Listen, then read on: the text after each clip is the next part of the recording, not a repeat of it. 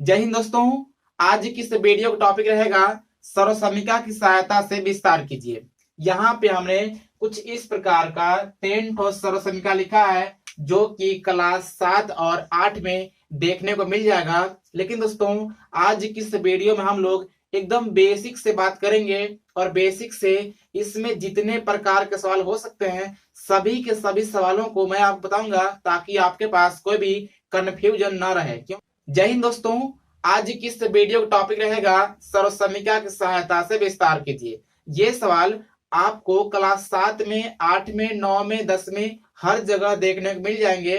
लेकिन दोस्तों आज हम लोग इस टॉपिक के ऊपर एकदम बेसिक से समझेंगे ताकि आपको किसी भी क्लास में किसी सवाल में कोई भी दिक्कत ना हो। दोस्तों अगर आप इस वीडियो को देख लेते हैं तो आपको इस प्रकार के सवालों में कोई भी दिक्कत नहीं होगा, ये मेरी गारंटी है। अगर आप इस वीडियो को पूरा देखते हैं तो ये वादा है मेरा कि आज के बाद कोई दिक्कत नहीं होगा। अगर समझ में नहीं आएगा तो इस वीडियो को डिसलाइक करके और कमेंट में कुछ भी लिख करके आप चलिएगा, हमें कोई दिक्कत नहीं है। दोस्तों सबसे पहले देखते हैं सवाल को।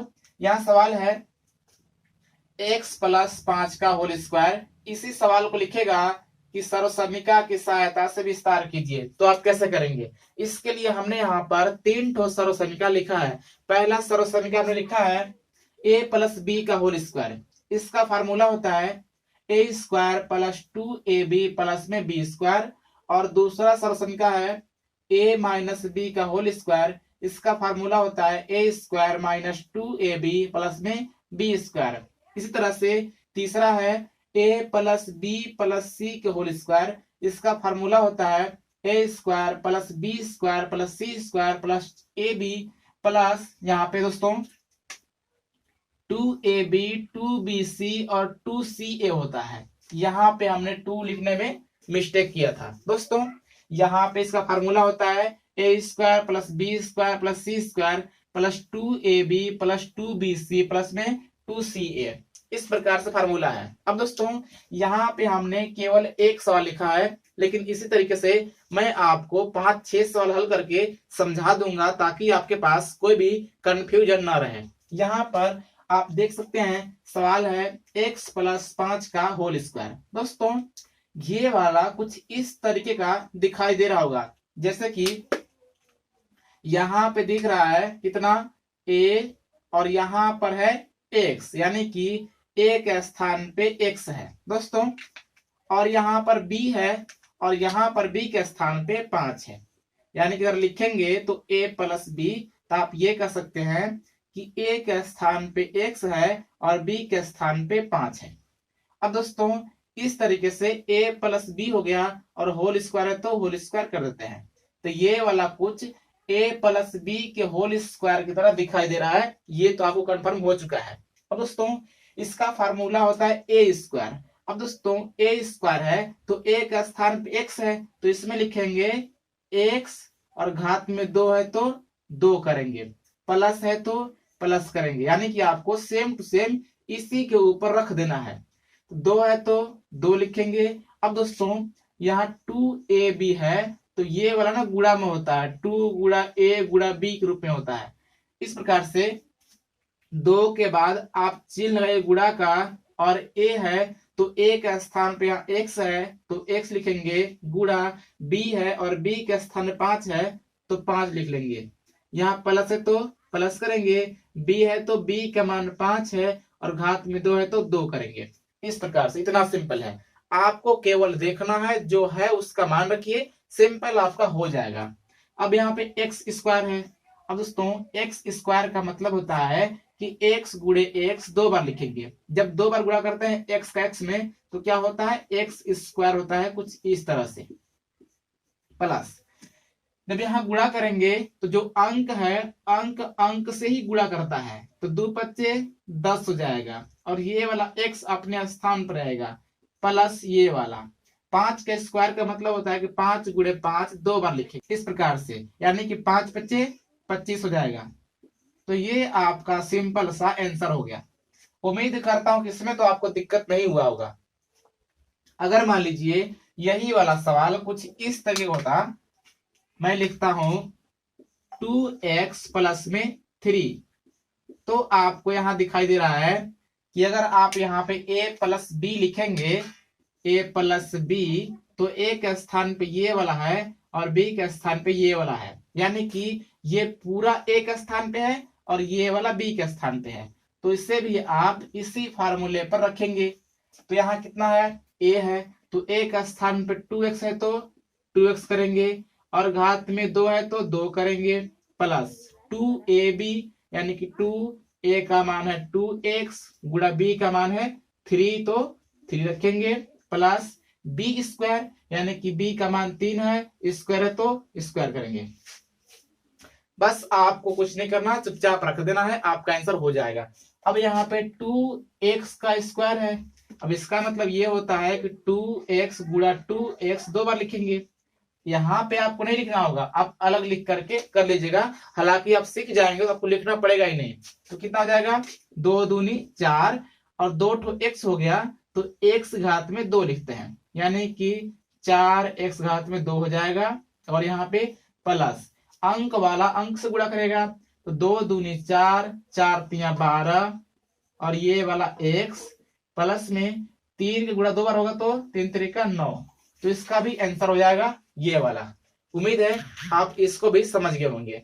दोस्तों बात आती है माइनस वाले का, तो माइनस वाले में कुछ भी अंतर नहीं होता है, जहां पे प्लस है वहां पे इसमें माइनस होता है, बस इतने फर्क है, नहीं तो होगा सेम इसी की तरह, यानी कि सेम टू सेम ऐसे ही होगा, लेकिन जहां पे यहाँ प्लस आ रहा है इसमें क्या होगा, माइनस आएगा, बस इतने फर्क है। लेकिन मैं आपको एक सवाल करके दिखाता हूं, जैसे मान लीजिए इसी सवाल को करता हूं, मान लीजिए मैं लिखता हूं 3x प्लस में 5, यानी कि माइनस लिखता हूं 5 घात में 2, इस तरह से। तो ये वाला कुछ a माइनस बी के होल स्क्वायर की तरह दिख रहा है, a माइनस बी के होल स्क्वायर की तरह। अब क्या करते हैं, फार्मूला होता है a स्क्वायर, यानी कि a के स्थान पे 3x है तो इसका स्क्वायर, माइनस 2ab यानी कि 2a का मान 3x, b का मान 5 है, प्लस b स्क्वायर, अब b के मान 5 है तो 5 का स्क्वायर करेंगे।